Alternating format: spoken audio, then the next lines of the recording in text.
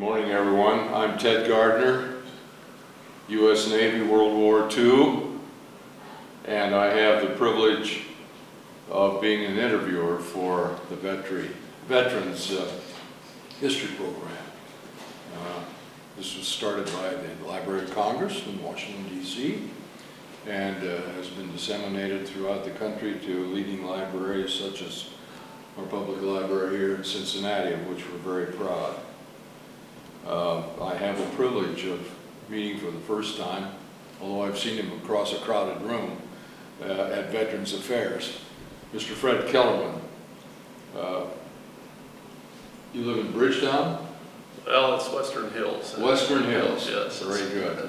It's just a little bit outside of the city of Cincinnati. Just right, a wonderful part of the city over there that so many veterans live on the west side of town. It's just amazing. I've turned up through my history connections and speeches that I give, a lot of Marines over there that served on Iwo Jima and Guadalcanal and so forth. And it's wonderful to meet an Army man who served so effectively in Northwest Europe during World War II. First of all, Fred, tell us a little bit about your basic training and how you got into the Army and so forth. Well, I was turned 18 in March of 1943, and in those days when you turned 18 you had to register for the draft. Well, 2 weeks after I registered for the draft, I got the nice little letters saying greetings and salutations, your neighbors and friends that decided that you to join some part of the service. So, but anyway, I was still in high school, and I got a deferment so I could graduate. Fortunately, I was lucky to graduate anyway. What high school? Elder High School.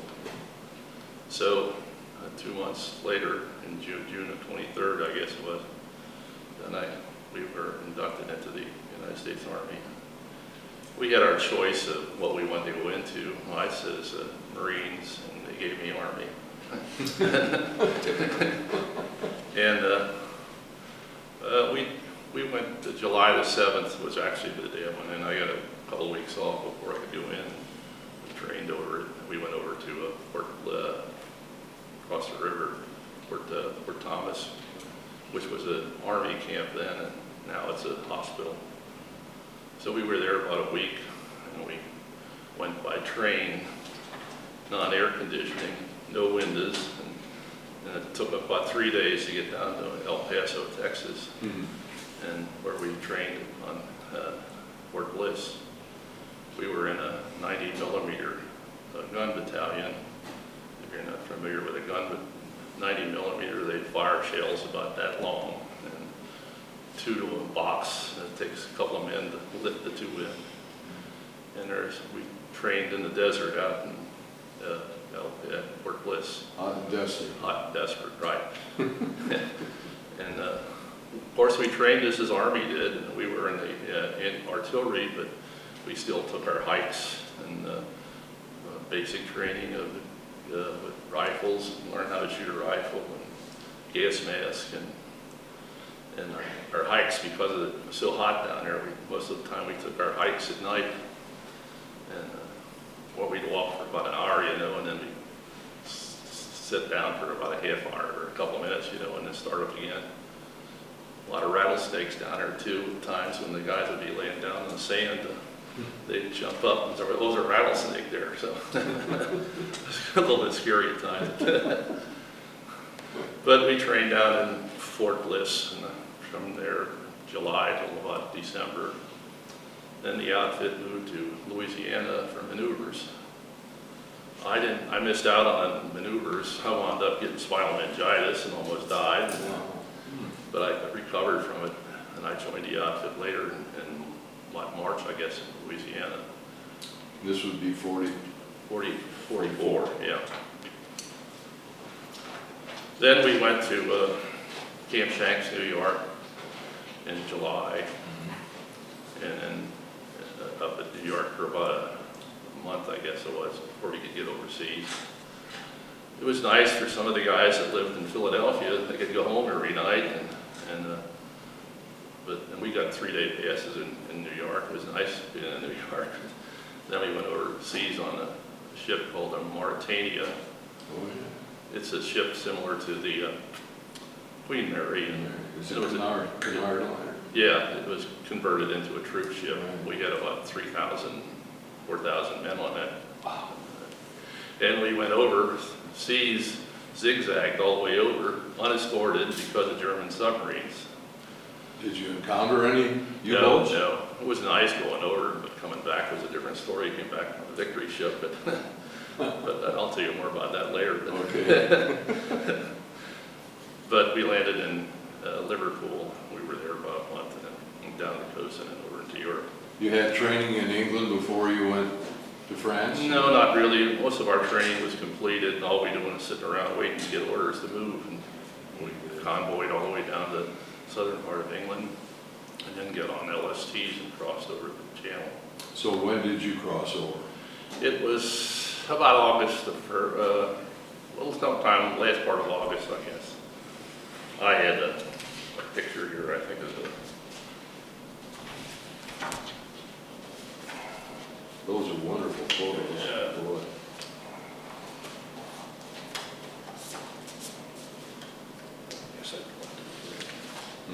Anyway, You want to look through these? Pause it. it was a picture. This is a picture of Oh, yes. the D-Day of 2 months after D-Day, I guess. All right. Well, And there was still some ships sunk in the harbor there. We could see them sunk there. Yeah. and the blimps. Balloons, yeah. Blimps in the air, observation and warning. And I must say, of course, there was a Navy presence. Yeah. Without the Navy, you wouldn't have gotten there. Well, that's interesting. And of course, when you came ashore at Omaha, you'd heard about what had happened on the 6th of June, and well aware of what had gone on there. Yeah. What did you observe at that time on Omaha Beach? Nothing much, except we were in pup tent slips. We stayed there for about 2 weeks. We had time. They finally got us moved up to Belgium. And interesting, we went through St. Lo, which is, I got a picture here, which is bombed out. Oh, yes. Oh, my gosh. Goodness sakes, yes. That scene was so typical. Yeah. All over Western Europe, of course, and the beautiful old buildings and the destruction and everything. What, did you have much contact with inhabitants of the area? No, not really. Except when we went through Paris. We went through 2 weeks or 3 weeks after they went through Paris, and all the French gals came out and kissed the men, but when we went through, they just waved at us. I guess that's nice luck, I guess.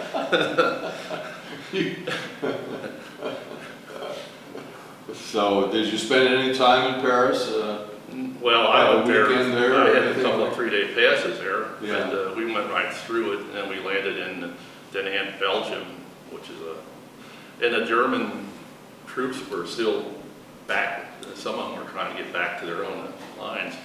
The first night in there, we were in a little village up on top of the hill, and they said, "Oh, there's some Germans up there." So our men went up, and we shot 3 of them and captured 6, I think. And they said they had. I felt sorry for some of them. They said they had hand grenades in their pocket, but all they had, the poor guys, all they had was potatoes, to get something to eat.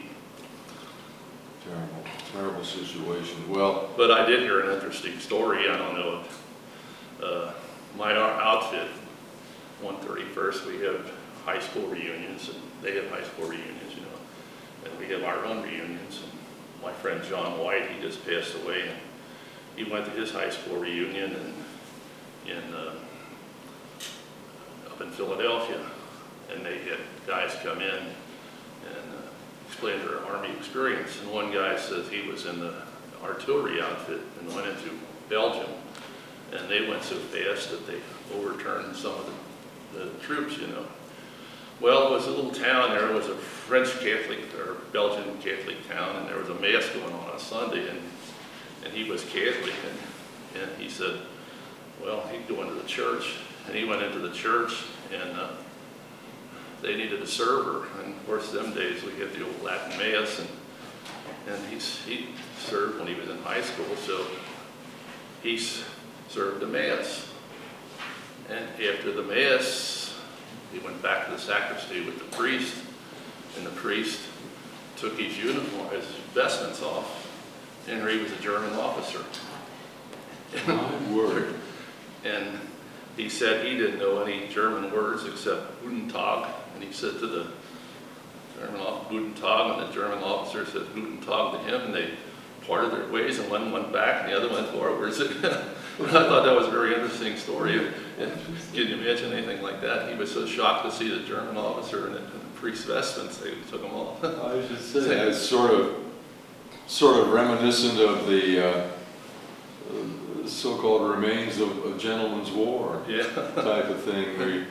We read about World War I when soldiers from both sides of the trenches at Christmas celebrated together on Christmas Eve and drank and sang songs together and formed sort of a brotherhood, and then they parted and went back and started shooting at each other again. But that's I've never heard a story like that. That's a wonderful, I thought it was very interesting. That's a wonderful story, I should say. Have you had a lot of reunions? We've had reunions every year since 1953. And what do you call it? What outfit? 131st AAA Gun Battalion. We had our last one last year over at the Radisson at the airport. Oh, good. And I was in charge of it the last 3 years, but there's so many of us deceased and gone, and the ones that do come, they're in such bad shape health-wise. So. Right. And we had about 50 continental wives there last year, and I said, well, that's the end of it. We're gonna. Right. But at first, we had 200 and 300 guys that come to the reunions. Yes, it is a surprising thing when you really focus on it. That today, over 2,500 of our veterans will die. And we're down below 4 million survivors now. There were 12 million at the end of the war, and they're going pretty fast. That graph on the wall is starting to, the mortality is starting to go straight up. But we here in Cincinnati are very fortunate, I think, because there is a tremendous feeling of admiration for veterans. And our library here has been one of the absolute leaders in that field. The great Veterans Day programs that are held here. And of course, a lot of people don't realize that this is a memorial to veterans. Those of Hamilton County who served in all of the American wars. Tell us more about your actual combat experience. That is, what was your actual duty day to day on the line? Well, we had each battery was 4 batteries, 4 line batteries, you call them, headquarters batteries, A, B, C, and D, and I was an A. And each battery had 4 90 millimeter guns plus 4 50 caliber machine guns. We had our own kitchen and our own communication section. And we went with, usually we guarded the city, 1 battery here, 1 there, and 1 4 corners of the city. And each gun was connected up to a cable with a director and a radar. And the gun crews, each man had about 18 men on a gun. I was in what they call a headquarters section. I wasn't on a gun or anything, but we had what they call a plotting board, where the radar picked up the plane and we tracked it. and I was on a phone, and I would convey this information back to the headquarters, which would go to the other 4 batteries. And then whenever we picked up a target, one battery would pick it up, and the other, all 4 batteries would pick it up. They're all aware of it. Yeah. At times, we had a funny thing they called, what they called spoofs, which is an airplane on the other side of the world that goes real slow. You can always tell that was a spoof, and you wouldn't shoot at that or anything like that. And they had a radar would have a code that went out to the airplane, identified friend or foe, and if it didn't come back as friend, they would start shooting at it. We fired quite a few rounds in Belgium and Luxembourg and Maastricht is where we get most of our action down there. We fired something like 10,000 rounds or something like that. Now that's in Holland, isn't it? Yeah, Maastricht, that's a lot, right on the edge of the border. We were in there in Maastricht quite a few months. I guess it was from about September to the following March. While we were there, the Bulge was south of us. We could hear the guns rambling, but we were ready to pull out, but fortunately we didn't have no problem. Were you under heavy fire at any time? No, we got strafed at times, but other than that.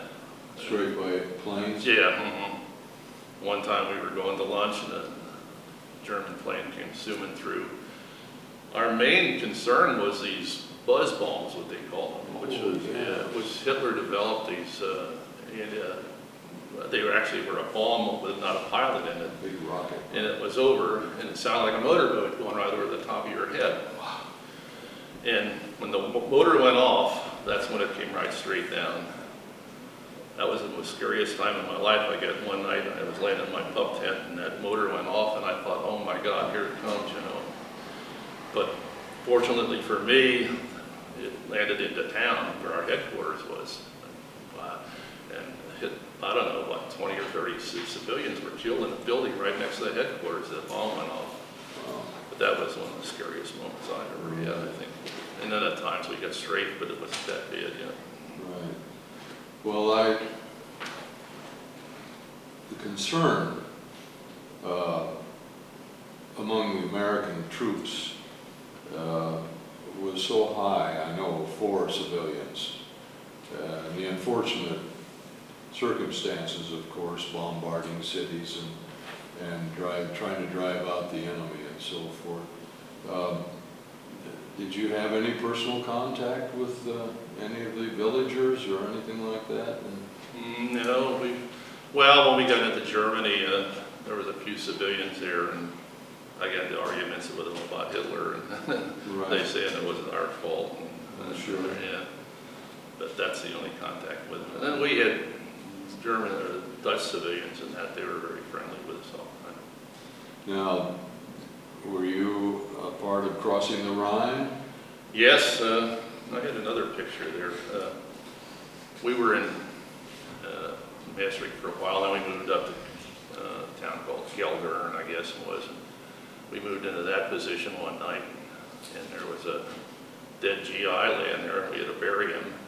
And of course, we're eating K rations, and the food wasn't too good, you know, and they had a couple of cows, a cow and a calf out in the field there, and one of the guys from Pennsylvania says, we're eating all this garbage, and he says, let's go out and slaughter them cows and calves, you know. So that's what they did, and we were eating real good for what, a couple of days, you know, and then one of the doctors came over from the headquarters battery and says, we're not supposed to eat that meat because it might be condemned or something like that. So they cut the food off, but every night them steaks were in another room over there, and every night somebody was sneaking in and grabbing a couple of them steaks and frying them every night. And then we had some other guys that went out and were deer hunters from up in Pennsylvania, and they shot a few deer, and we had them for a while. We also took over a brewery, and we celebrated a couple of times on the Germans on that too. Well, you had to be a genius under circumstances like that to lighten your days and make it more palatable. How far into Germany did you go? Well, we were bottlenecked at the Rhine and Rhone and then the Rhine River. And then one morning they were going to cross the Rhine. And we woke up and the whole sky was filled with planes. I got a picture of that someplace here. Gliders. Oh, yeah.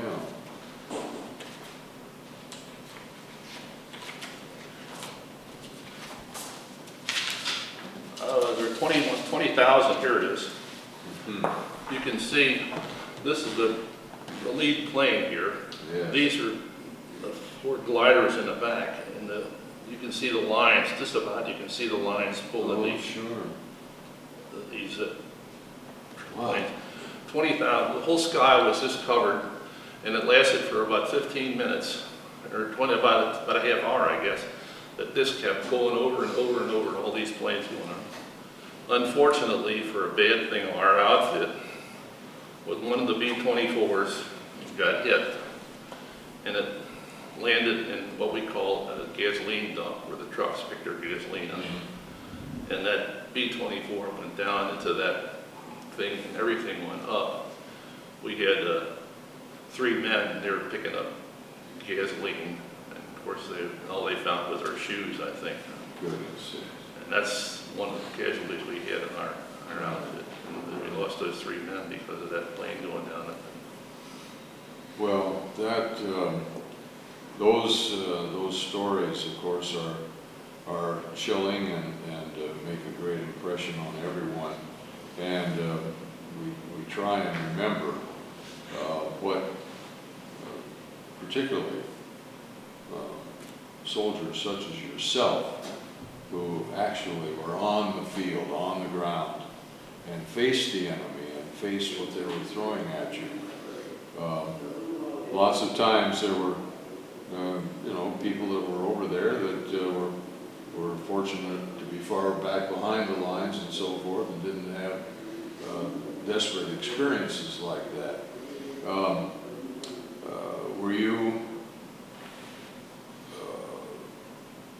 Were you aware of, for example, the Russians coming from the east?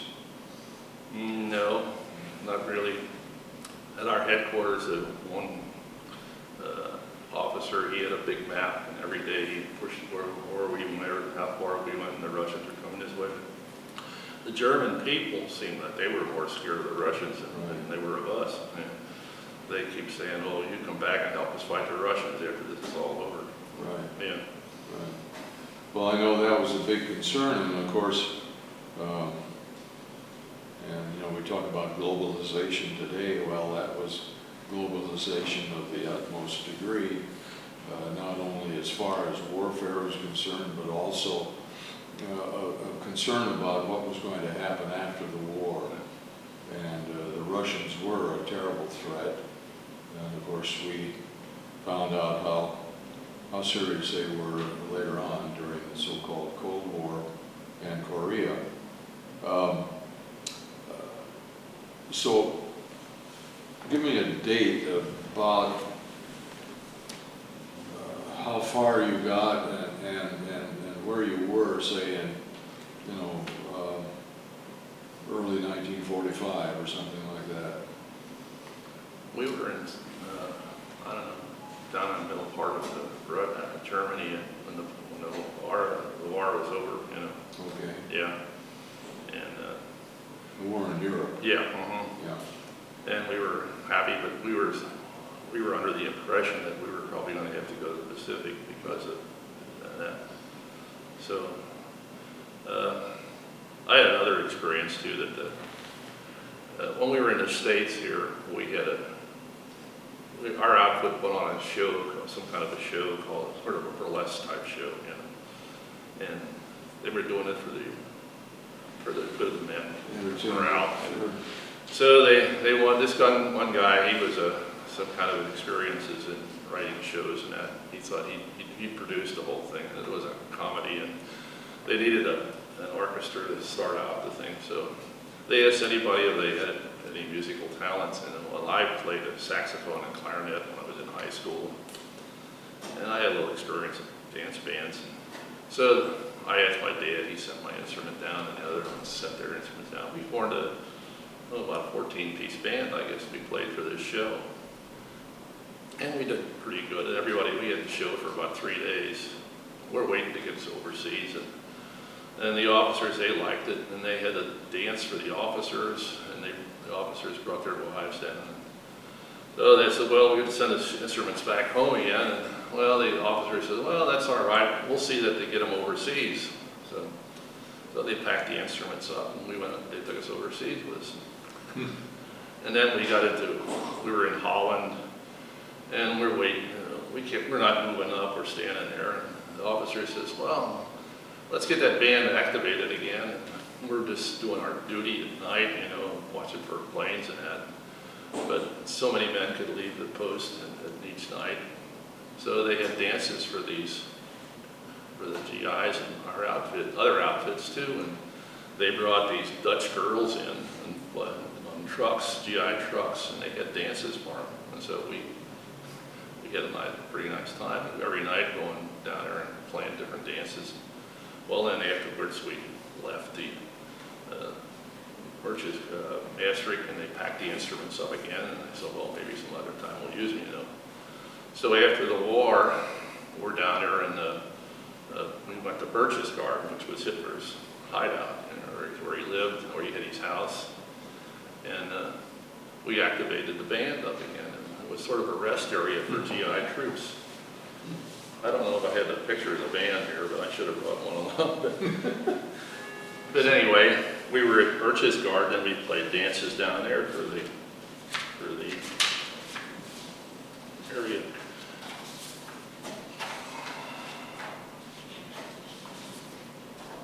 Oh, anyway, this is a picture of our gun position in Maastricht, Holland. Oh boy, that is a long rifle and a big muzzle. 90 millimeters. Yeah. Doesn't sound very big when you think about it, but boy, actually it is. I know I had experience with 20 millimeter and 40 millimeter guns in the Navy, and they were much smaller than this. Tremendous. Anyway, we were stationed at Berchtesgaden, and we guarded SS troops down there. Oh, you did? Our outfit did. And I was on special duty playing in this band. These were prisoners? Yes.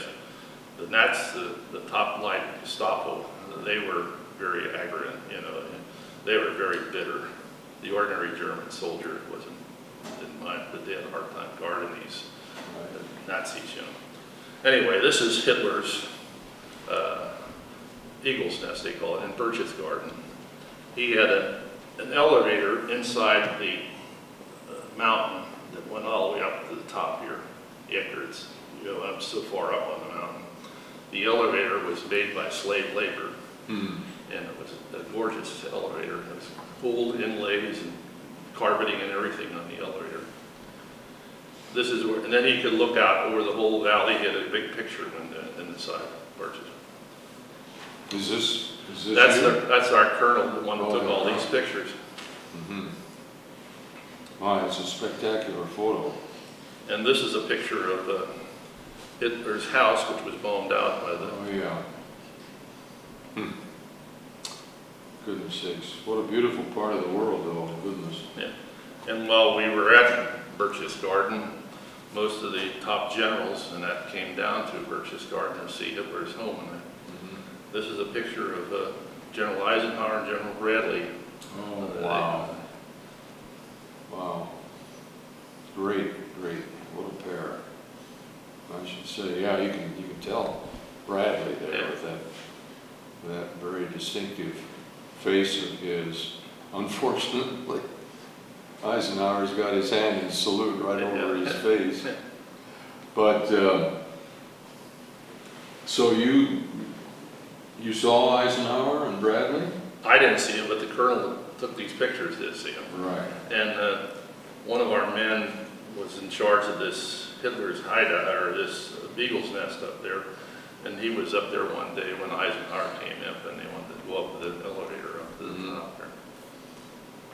And while we were at Birch's Garden, we did a lot of USO troops came over there. I think Jack Benny came over, and Bob Hope came over. Great. And the Rockets came over there, the Rockettes, you know, the dancers. And our band also had we always needed, it seemed like we always needed a piano player. We always had to pick a piano player up from another outfit close by. And couple of times we had a piano player by the name of Dave, and we never paid too much attention to what his last name was. And after the war, they were saying, remember that one of the guys in the band said, remember when Dave Brubeck paid was? And I said, was that Dave? And I said, yeah, that was Dave Brubeck. Oh, about that. But I didn't realize it then at the time until after the war was over. You hadn't made his name yet. Well, what a treat, though. I'm sure you recognized his ability to play. Yeah.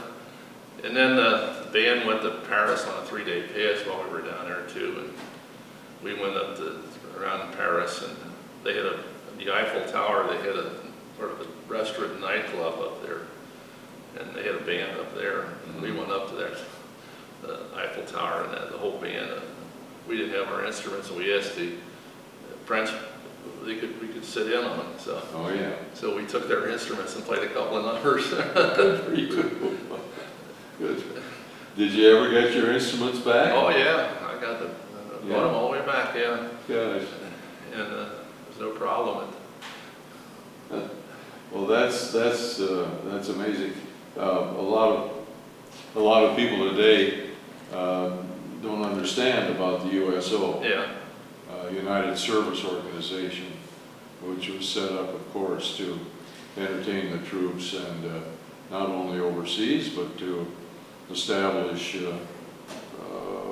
rooms, like the stage door canteen and things like that in the States, where the servicemen would have a place to go and have sort of a touch of home and have some free time and some entertainment and so forth. You never got to see Glenn Miller, I guess, huh? Yes. Oh, did you? Well, the one time I went to Paris before that when I went with the outfit, his band was supposed to be over there. Uh-huh. So I went to this theater, and his band was coming in, and they said, Glenn Miller is missing. They don't understand it. So Ray McKinley led the orchestra, and we never heard out until a couple months later that he actually disappeared. It was, I don't know, still don't know what happened to him. I think the plane went down or something like that. Well, that's an interesting story in itself. It has really been confirmed just in the last year and a half. I don't know if I should take time to tell it now, but it's an interesting story about Glenn Miller. That, of course, he was coming over to meet the band. Yeah. And they were in that single monoplane observation plane. Mm-hmm. And he had the opportunity. It was so ironic. The plane was going to go, and they found out that there was room on the plane. As a matter of fact, there wasn't any other passenger, and so Miller said, well, I'll go, and you get me over to Paris and meet up with the band. And of course, as you point out, he never got there. And now it's been fairly well confirmed that that plane was downed by bombs that were jettisoned from a plane returning to England. Yeah. The B-17s had flown over Germany. The cloud cover was heavy and thick, and they couldn't even see the target.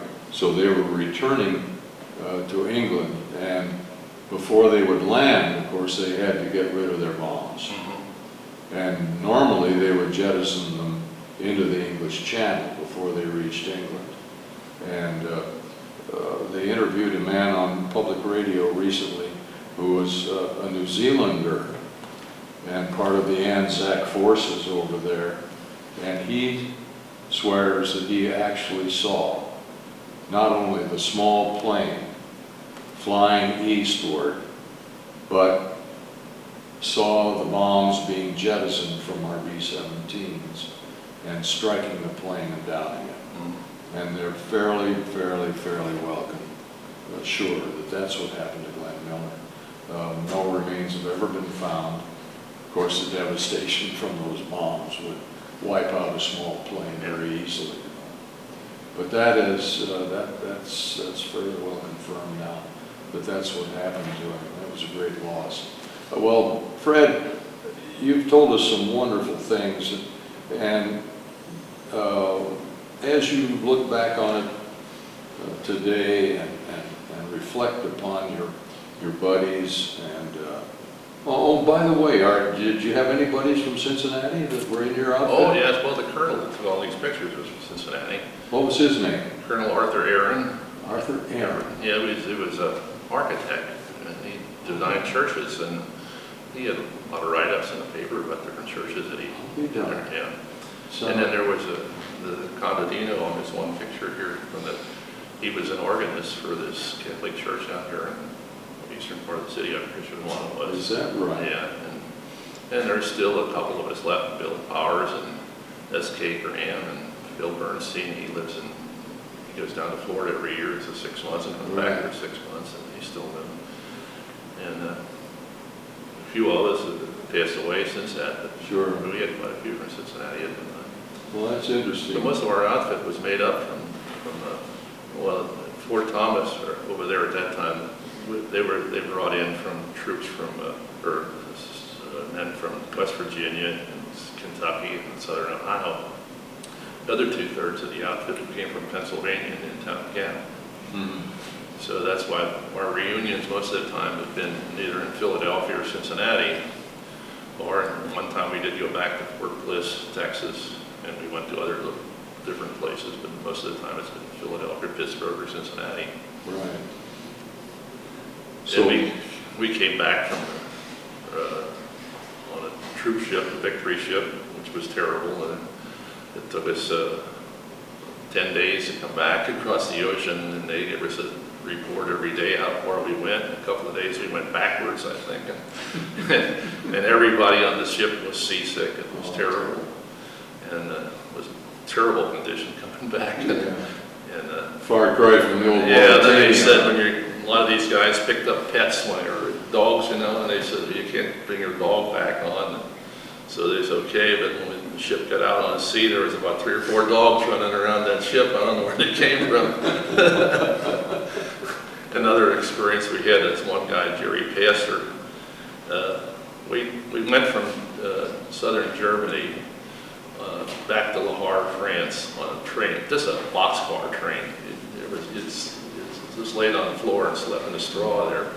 And it took us a day or two to get back because the trains had to stop and let other trains go by, and most of the trains were bombed out, And, well, they stopped at one place, and Jerry Passer was the type of guy that couldn't pass up a bar or something. And he went to this bar and was drinking some cognac with this, he said it was an old Frenchman, and they had a World War I uniform on. Wow. He says he must have been stuck there from World War II anyway. All of a sudden the train pulled out, and Jerry's in there drinking cognac, and he tried to run, couldn't catch the train, and he says, oh my God, he says, I've been trying to get home so bad, and now he says, I'm stuck over here, and I'm going to be like this other guy that was here since World War I. But he finally got away back to Le Havre, France, and got home again. He was kind of scared at the time. There was always humor, even in the worst of times. Funny things that happened. Yeah. My goodness. Well, getting back to, I'm kind of hopping around now, but still pick up some loose ends. You talk about Maastricht on the border in Holland, and did you get into Luxembourg? We were in Luxembourg for 1 week, I think. 1 week? And I think it rained almost every day we were there. Right. And it's miserable condition when you're sleeping in a pub tent and it's raining, and you got all your equipment in the front end of the pub tent, and you have to share a tent with somebody else. Yeah. And the only way you can close the other end of the tent is throw your raincoats over it. And we were there for about a week. We were in Belgium for 6 weeks, I guess, and it rained half the time there too. Goodness sakes. And Yeah. and that's, we got a Damascus and things got a little bit better over there because they left us build these big tents, perimeter tents, so we could sandbag them in. It was an interesting story in there in Maastricht too. We pulled into this Maastricht and we were in an apple orchard. We set the guns up, we're all in pup tents, and they said, well, you can get these big perimeter tents if you get somebody to sandbag them around. Well, most of our men were busy, and they says, well, the Dutch people hated the collaborators, which were the Dutch people that were friendly with the Germans, you know. They threw them into jail, and they treated them miserable, you know. They didn't hardly feed them or anything, and they said, well, we can get some of these Dutch men to come out and build sandbags around the tents. Well, we own this apple orchard, and we'd feed them, you know. And they'd get off the trucks, and they were so hungry they weren't eating some of these rotten apples on the ground, you know. One poor guy came out, and he had a tooth, an abscessed tooth. His whole jaw was swollen, and they wouldn't give him any medical. And he saw one of our medics that had a Red Cross on his, and he thought he was a doctor. He says, and he went over to him and says, by his tooth. And, well, Patrick was a medic, and a little guy from West Virginia, and he said, oh, I'll take care of it. He goes over to the communication section, gets a pair of pliers, and pulls this poor German's, or Dutchman's tooth out. And the guy was tickled to death to get the thing out. He almost begged him, you know. Sure. Relief, huh? Yeah. There was another interesting story too after the war. We're down in Birch's Garden. They're sending troops back home. And this dentist down there, they had a pedal that they used to make the wheels go around when they're grinding a tooth out, you know. That's what they used. There was nothing else, you know. And they said this dentist needed an assistant there. So Alan Worthington says, well, you can be an assistant to him. He said, well, I don't know nothing about dentistry. He said, well, you don't have to do nothing. Just stay here till this dentist will show you. Well, the dentist was on the way home. He only had about a week or two to go. And so the dentist showed him a few things about grinding the teeth and filling it and all that. So Worthington says, okay. But then about right after the dentist leaves, some guy from the battalion comes in and says, I had a toothache and I need a filling in this tooth. And Alan Worthington said, well, I don't know nothing about dentistry or anything. He said, you got to help me out. So Alan says, well, I'll try. So Alan gets the grinder out and the drill, and he pulls it all out and cleans it all up, and he makes the filling part. He puts it in and it falls out. You don't have enough. You got to put it in, make another batch up and put it in and fill it up. Finally, I said, okay, I think you got it. So anyway, after the war, 8 years later, we got a reunion, and Capozzi comes up to Worthington. He said, you remember that tooth you filled for me? He said, this fell out last week. Pretty darn good for an amateur. Yeah. Oh, that is funny. Well, you know, there have been so many great books written about the area in which you fought, and Cornelius Ryan, the great American historian, wrote a number of books, one of which was called A Bridge Too Far. You might be familiar with it, and in which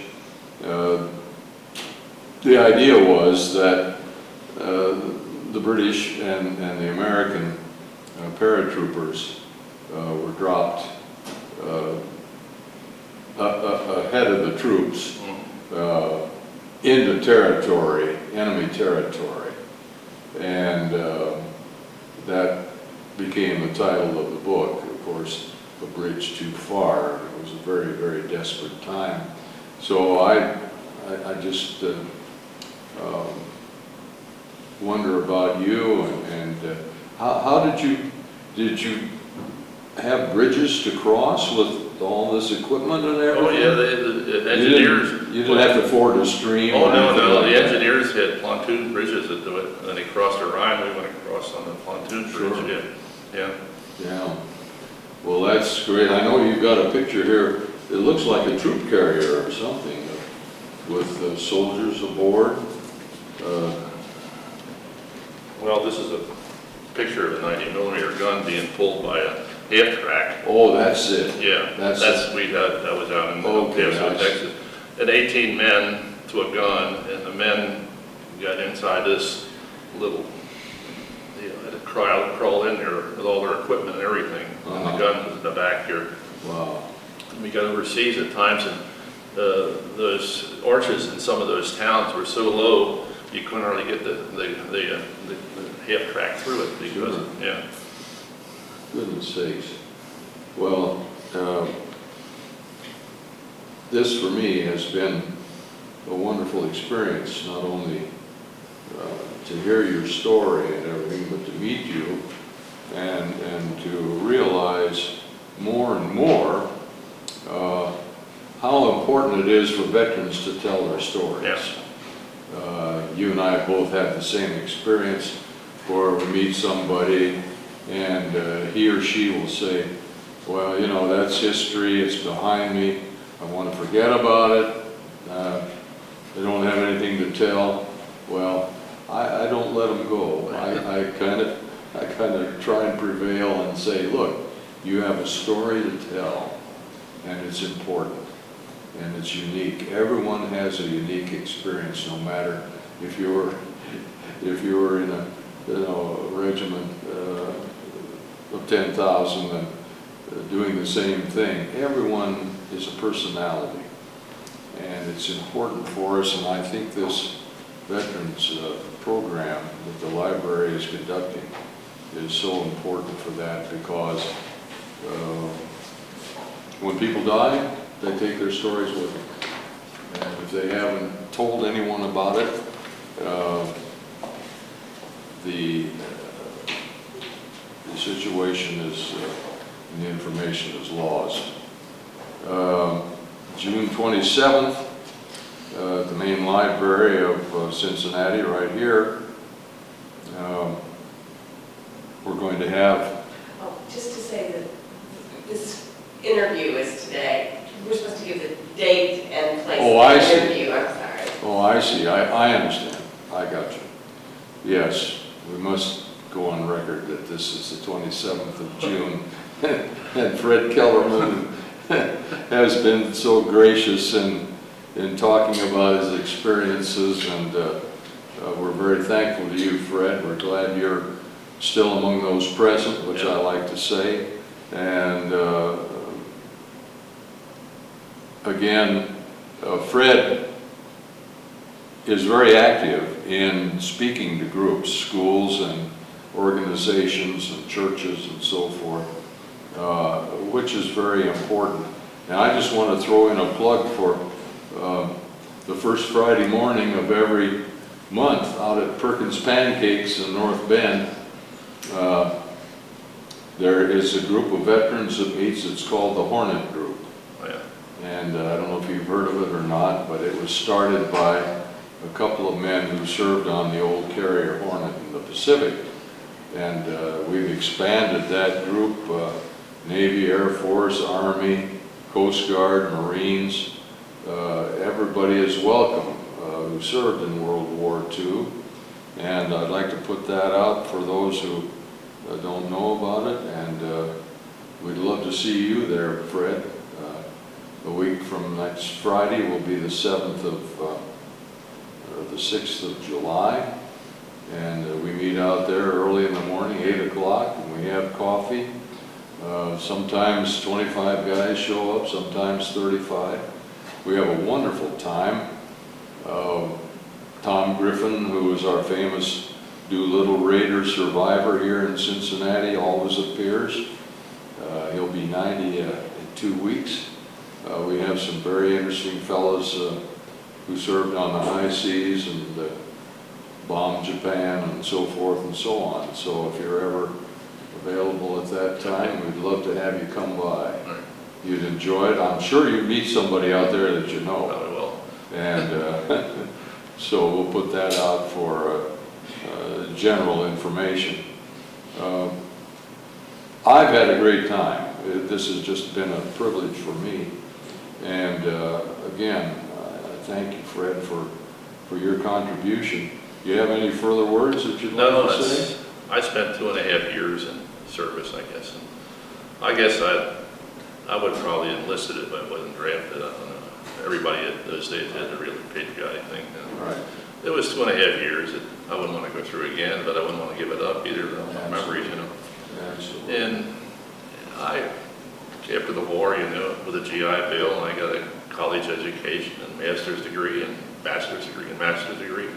What's your field of study? Well, accounting. Okay. Yeah, I've been an accountant all my life, I guess. Yes, that's wonderful. And it was a really experience. And Yeah. I'm grateful for all that I got home safe and didn't get wounded or anything.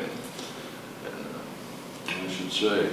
Well, that's another aspect, and that is the GI Bill. And the GI Bill instituted before the end of the war, actually, but gives the opportunity for education for all who served.